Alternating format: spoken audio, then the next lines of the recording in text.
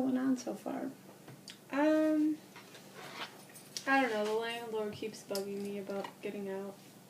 Well, you've talked about that now for a couple of weeks, haven't you? About it's time to move out and everything. Have you made any plans for that, or? I've been trying to move back in with my parents, like I told you about. The main struggle up until now was my dog and what to do with him because I can't see giving him up.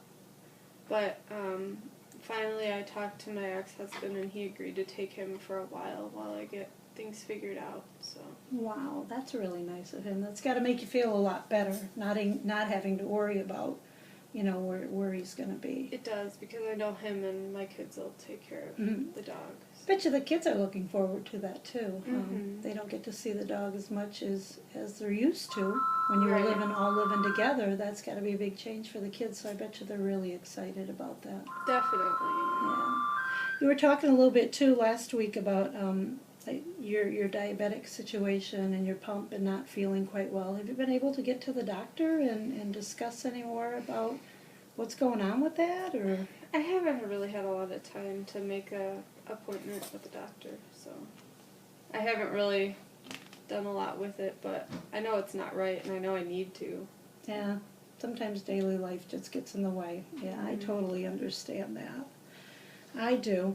Well, last week we sat together and you had expressed to me that you really wanted to get more knowledge about PTSD. Yes. You said that you talked to your therapist about that, and he agreed that the things that you've been through over the years have been a lot, and a lot for people to, for anyone to deal with. So I know we discussed the basics of what PTSD was, and I thought we'd just do a little review. I got a visual. We came to the conclusion that you're a much better visual learner, and I can understand that. Should help. Yeah, me too. So I'm going to use one of the examples that the events that you expressed to me was about when you said that your stepfather had given you Benadryl one night, and you woke up and found that your nightgown had been up above your head, and you said that you've never been a wild sleeper, so you were really traumatized by that, and you expressed it to your mother, and she kind of seemed to not even listen to what you were saying. She brushed it off. So I can imagine at a young age that would be a traumatic event on either side. First it happening, and then someone not listening to you and even taking it as very important. Yeah, it was like she didn't even really care. Yeah, that had to really hurt. That really did. So let's take that event and see if we can break it down and kind of see how the PTSD works on the brain. Okay. So that event there, that traumatic event, it's kind of like it gets fragmented memories of the trauma. And the way to explain that fragmentation, have you ever played that telephone game? Mm-hmm. When one person says something and then you give it to the next, and by the time it gets to the end, well, it might have 1 point still left in what that person says. That's kind of how this works, because we have memories and they fragment. And then as we start losing pieces to them, our memories, we go back over here, our memories, then we're really not sure what we're believing anymore. You know what I mean? It's like we have these little pieces and then our beliefs get changed about that. So it says here, it changes the belief about yourself, the world, and other people. As the memories start to fade, they might fragment a little bit more, so then you're really unsure.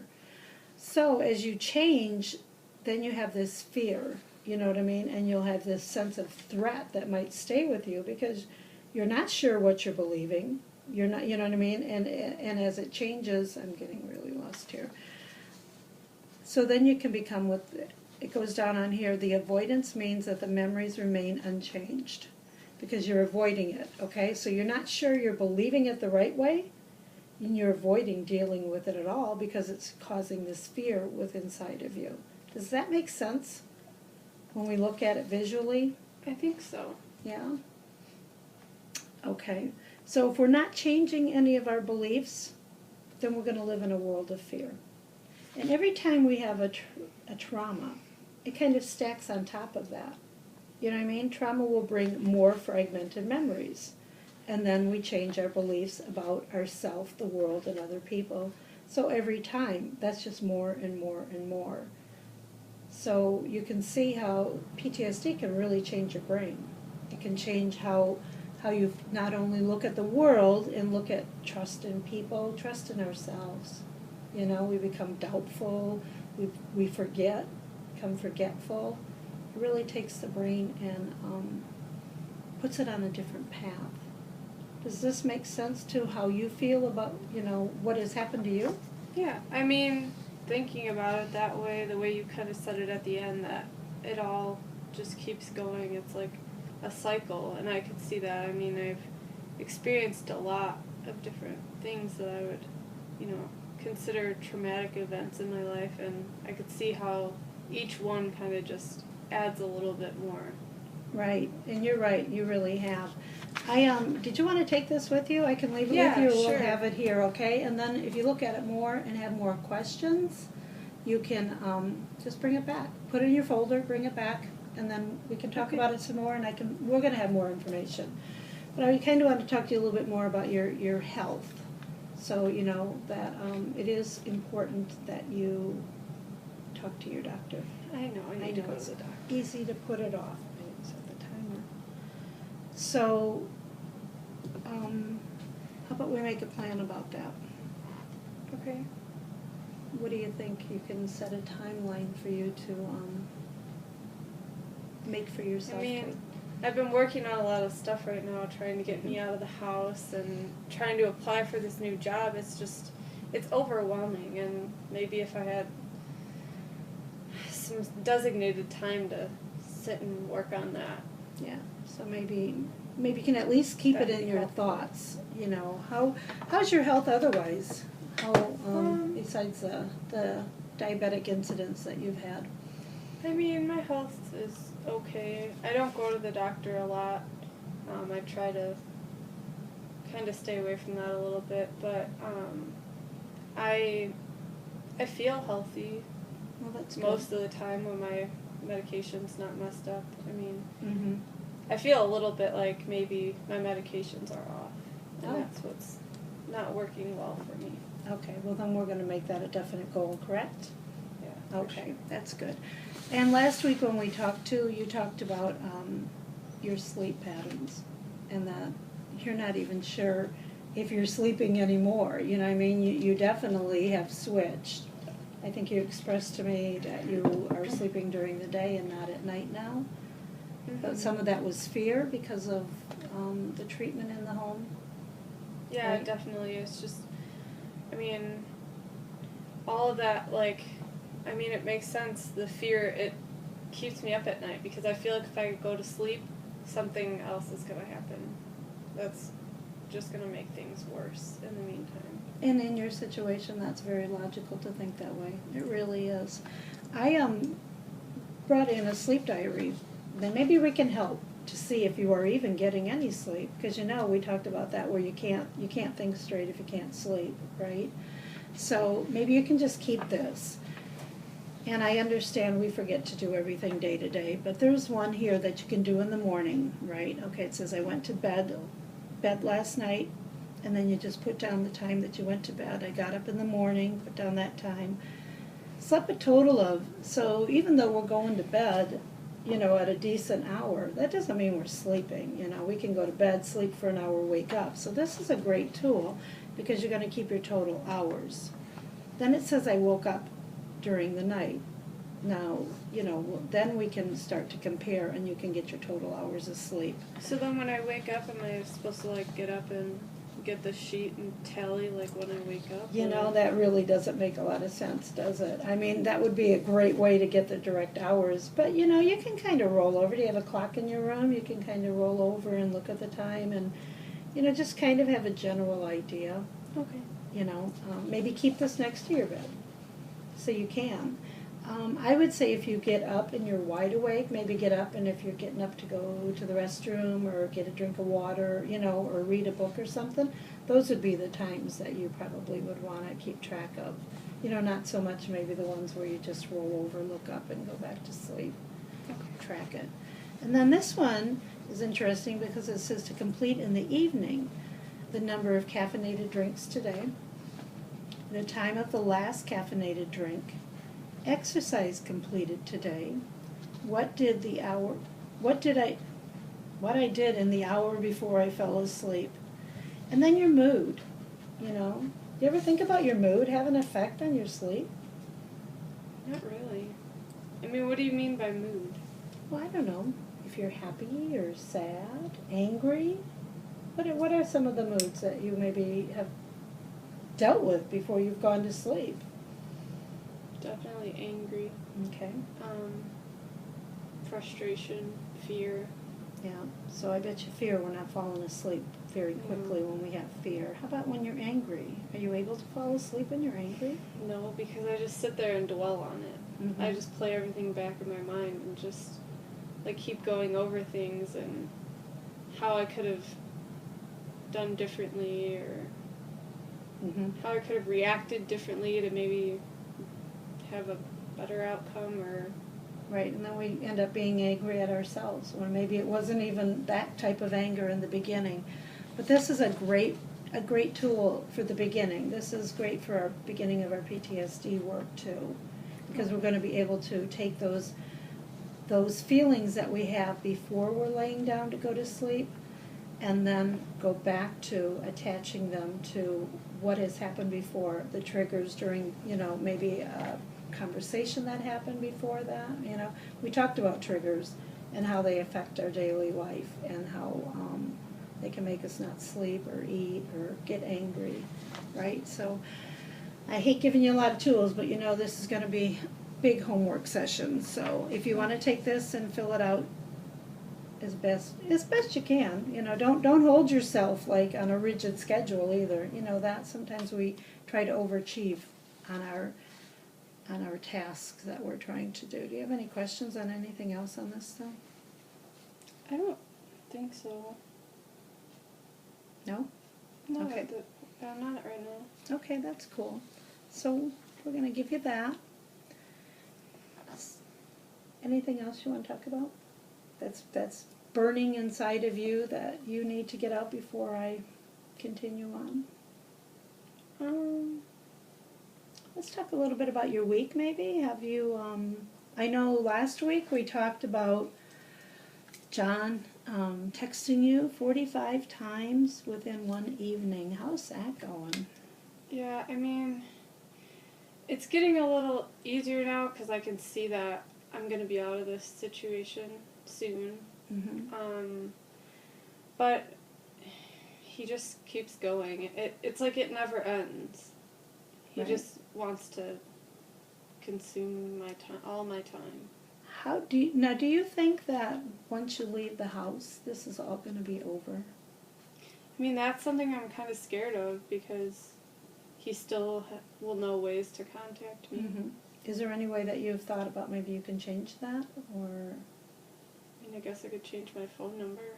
is there any way? I don't know your phone company. Maybe you could block his calls, or I'm not sure. I would Yeah. have to ask them. yeah. So I mean, are you fearful, or this? Because when you leave, is your plan to make a total separation, or are you going to let him have contact with you? I don't really know No. yet. That's a hard decision, isn't it? Yeah, that is. So I know you also told me that when you have your children that you have on visitation, I know you've mentioned that a lot of times you take them out of the house, that you go to your parents because he'll start drinking, and then if you see him drinking, then you know that you don't want your children around that. Yeah, I don't want them to see that, and I don't want them to, have the same kind of fear and experiences I've had. Mm-hmm. So I don't want them to see me being treated that way either. Oh, good for you. Good for you. Yeah, that's good. You don't deserve to be treated that way. My kids mean a lot to me, and Yeah, I just know they really, I want them to have a good start in life. And Good for you. Good for you. But have they ever talked to you or expressed how they feel about not being able to go and spend time in the home where their mother lives with their mother, as opposed to, you taking them, and do they talk about that at all? I mean, they've asked me about it, especially the oldest one. Mhm. But I just kind of try to avoid it because I don't know how to talk about it with them. That's good. I mean, you know, that's how it is sometimes. They bring up some very touchy things, and you are kind of stuck in the middle. At least you're going to their grandmothers, so they probably enjoy going to see their grandparents. Yeah, I'm hoping it'll be a little more comfortable place for them to kind of come and visit me, and it's a comfortable environment somewhere they know. And Yeah. How was your father? I know your father's been abusive, emotionally abusive, not so much physically abusive to you. How was your father during those visits with you, you know, when you go there? And he seems like he's been better, but I Good. am a little bit nervous about it, moving back in with him full time. kind of maybe feel like, I don't know. I'm afraid things are going to go back to the way it used to be. Have you been able to talk to him about that, or is it kind of talking through your mother? Is that how you handle things? Yeah, I'm more comfortable talking to her, so she's usually kind of the one I go to. And You expressed that before, that you talk to her and then she kind of talks to him, and then, okay, yeah. So, but he's not abusive with your children or anything, right? So you're able to have good. No. Well, that's good. You're able to have nice visits when you go over there with him, so. Another thing I wanted to talk to you about too, and we'll go back to the homework, is you had expressed when we did your initial assessment that you used to have some panic attacks, and then I know you said a couple weeks ago that you thought that you had like a smaller one. Have you been feeling any of that at all, or I mean, sometimes I can kind of feel it coming back. coming back? Well, and I had seen that in your demeanor that one day that we talked, you know, in the way that you were acting, and that you were almost trying to take a deeper breath when we were talking about it. So I went ahead and pulled out another worksheet for us to go over, and it's just another little diary that you're able to take for your panic attacks, or for when your thoughts start to revert back to bad memories. And it's really a simple little diary. All you do is jot down the situation that you're in, you know, in the body sensations, you know, your mental events. So how is it feeling? You know, can you sit down? Maybe you can't sit down and walk. You know, maybe you got to take a walk, or are you feeling dizzy? You know, so it's how is your body, what's the process your body's going through at this time. And then negative thoughts, you know. I know you've expressed that you've never ever thought about taking your own life, but you've also expressed some negative thoughts about yourself. So you want to really try and capture those, you know, so that we can start working through and understanding the way that that your brain is thinking and taking on each one of these events. So then answer to the negative thoughts. What is your answer? You know, you've said never suicide, but what is it, the answer that you're feeling at that time to that negative thought? And then the total number of attacks today. So since you said they're basically just starting to come back, you probably won't have, hopefully you won't have many on this paper, but it'll just give you a better visual as to, you know, why you're having them, you know, what, maybe not why, but what's bringing them on, you know, and if they tend to increase, you can see the trending and how maybe they increase. So it might be something, too, that has to do with your medicine. It'll just be a better tracking system. So, any questions on that? I'm a little confused on the answer to negative thought. Like, what do you mean an answer? Like something that, how would I react to it, or? Well, what would be your answer to it? You know what I mean? Like a negative thought. So I'm in a situation, my negative thought would be, you know, man, that was really stupid of me. If I wouldn't have said something stupid like that, that could be my answer. If I didn't say something so stupid like that, he wouldn't be mad. And if he wasn't mad, then he wouldn't have to drink. You know what I mean? Something like that. Okay. Or, you know, trauma that happened. If I wouldn't have reacted that way, you know, that wouldn't have turned out that way. I could have changed the whole thing. So those are negative thoughts when you're bringing, you know, because what happens to you or what happened to you has not been your fault. So to bring it upon yourself is something very negative, you know. And so then when we have the negative thoughts, we want to have these answers to them. Does that make sense? I think so, yeah. Okay. I think I should be able to do that. Well, how we doing? You got everything pretty well clear? Oh yeah. I've kind of filled you up with homework, but Yeah. it seems like you're like I am, you are a visual and a doer, and you've asked for homework, so I hope that this is going to be helpful. And is there anything that I can look up for you for next week, or a topic that you want to take a look at, something that's burning, that needs to come up every day that you want to talk about, or I can get some information for you? I don't think so right now. I mean, I can get in touch with you. Yeah, you can, definitely, anytime. But I'll go ahead and what I'll do for next week then is I'll get a little more information on the PTSD Okay. so that we're able to actually start working the steps of working through it. How's that sound? That sounds good. Great, we'll have a great Thank week. you. Okay.